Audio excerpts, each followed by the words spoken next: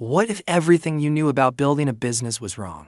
What if success wasn't about having the perfect idea, a flawless plan, or even luck, but about learning faster than everyone else? Picture a dimly lit garage, a small team surrounded by pizza boxes, laptops, and half-written whiteboard notes. They have a dream to change the world.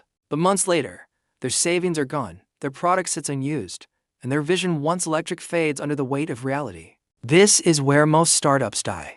Not because they lacked intelligence, but because they built something nobody wanted. Eric Ries looked at this pattern and asked a hard question.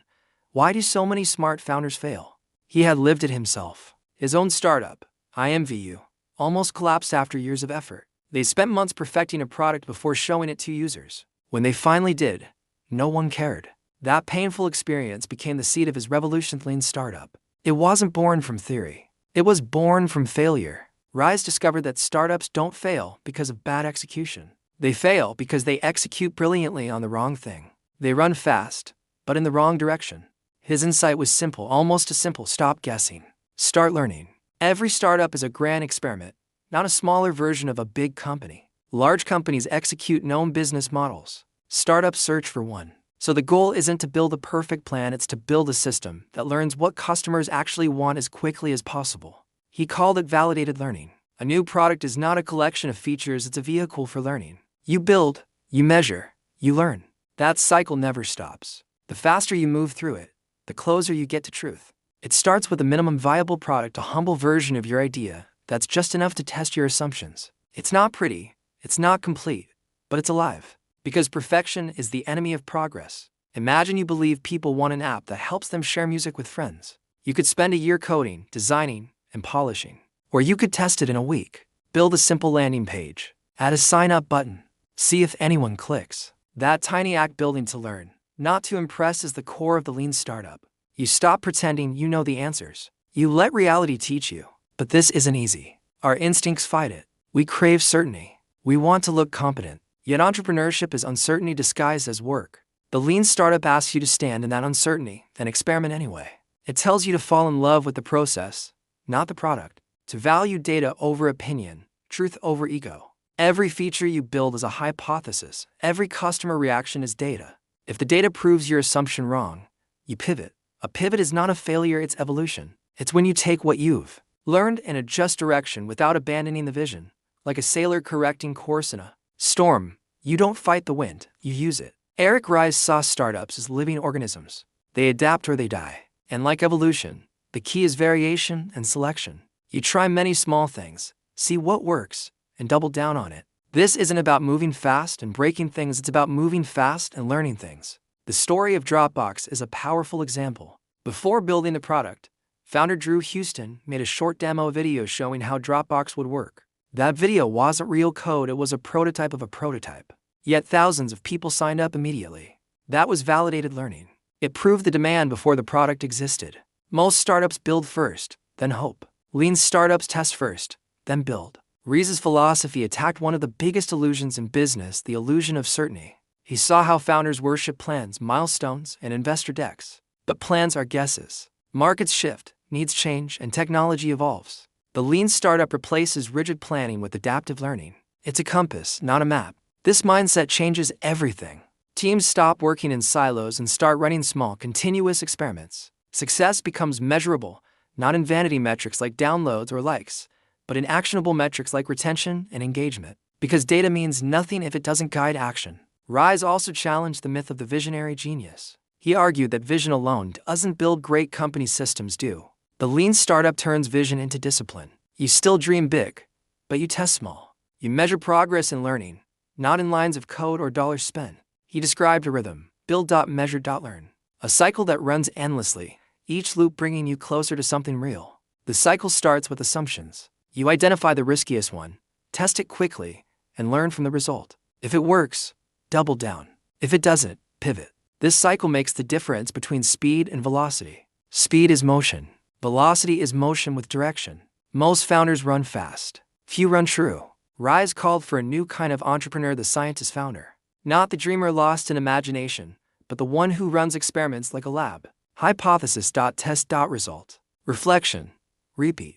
Every experiment brings you closer to clarity. Every mistake refines your map. But behind this framework lies a deeper philosophy. The lean startup is not just a toolkit, it's a mindset about how humans create an uncertainty. It says, the world doesn't reward those who work hardest. It rewards those who learn fastest. Inside companies, this philosophy can feel radical.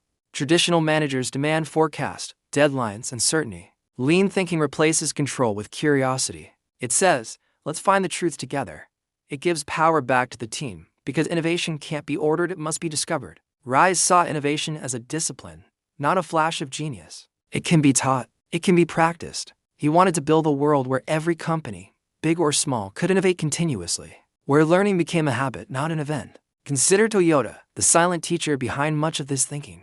Toyota built its empire not through massive leaps, but through continuous improvement. Every worker could stop the production line if something was wrong. Every mistake became a lesson. Ries adapted that mindset to startups. You can't stop failure, but you can learn faster than failure catches you. And learning doesn't stop at success. A product that works today can die tomorrow if learning stops. The lean startup doesn't end when you find product market fit. It evolves. You keep measuring, testing, and iterating because growth without learning leads to decay. Many founders resist this. They confuse motion with progress. They think being busy is being successful. Ries warns against vanity metrics, the numbers that look good but mean nothing. 1 million downloads with no engagement. A viral post that brings no customers. Real progress is measured in how much you've learned about what truly creates value. He tells us to ask 3 questions. Are we building something customers want? Are we learning how to serve them better? Are we improving the process itself? If the answer is no, stop. You're wasting time. The emotional weight of this book comes from humility. The lean startup strips away illusions. It tells you, you will fail, many times, but every failure is feedback. Every setback is data. Every mistake is a clue to something truer. And that mindset, humble, disciplined, relentless, is what separates those who build enduring companies from those who disappear. Startups die not when they run out of money, but when they run out of learning. Imagine 2 founders. One builds for a year before showing the product. The other tests her idea in a week, learns what works, adjusts, and repeats. After a year, she's tested 50 ideas. Who's closer to success? The one who learned 50 times faster. That's the heart of it. Success is not about being right. It's about finding what's right faster than anyone else. Eric Ries also challenges big organizations to think like startups again, because even giants can forget how to learn. Bureaucracy kills curiosity. Processes that once protected efficiency now suffocate innovation. The lean startup brings agility back. It tells managers to measure progress by validated learning, not by deliverables. It's a cultural shift, a move from certainty to discovery, from fear to experimentation, from we know to let's find out. And there's a quiet beauty in this. It's not glamorous. It's not loud. It's the steady heartbeat of progress, small tests, small wins, constant movement. Like evolution, it's invisible until it's unstoppable. The lean startup reminds us that every breakthrough began as a guess. Every company we admire today was once a messy experiment. What separates them is not brilliance, it's the courage to stay curious. Think about that garage again. The team surrounded by chaos, unsure if they'll make it. The difference now is they have a method. They know how to learn. They build small, test early, and listen to reality. Every failure is information. Every test a step forward. They're no longer gambling. They're evolving. That's what the lean startup offers: the end of blind risk, the beginning of intelligent risk. It transforms uncertainty from a threat into an ally. When you embrace this, something shifts inside you. You stop fearing the unknown. You start using it. You stop asking, will this work? And start asking, what can I learn from this? That question changes everything. It turns fear into curiosity. It turns chaos into discovery. It turns startups into systems of progress. The Lean Startup is not a book about startups. It's a philosophy of creation. Whether you're building a company, writing a book, or changing your life, the principle is the same: start small, learn fast, adapt always. The world rewards those who experiment, not those who wait. Eric Ries closes with a quiet truth. Entrepreneurship is not a leap of faith. It's a disciplined pursuit of learning.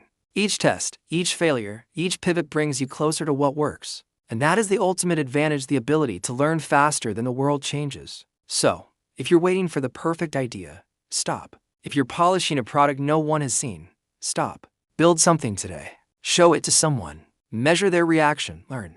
Then do it again. Because the future belongs to those who learn. If this message stirred something in you, don't let it fade. Open a blank page. Sketch a small experiment and start your own cycle of build, measure, learn. Your journey begins not when you know, it begins when you start to find out.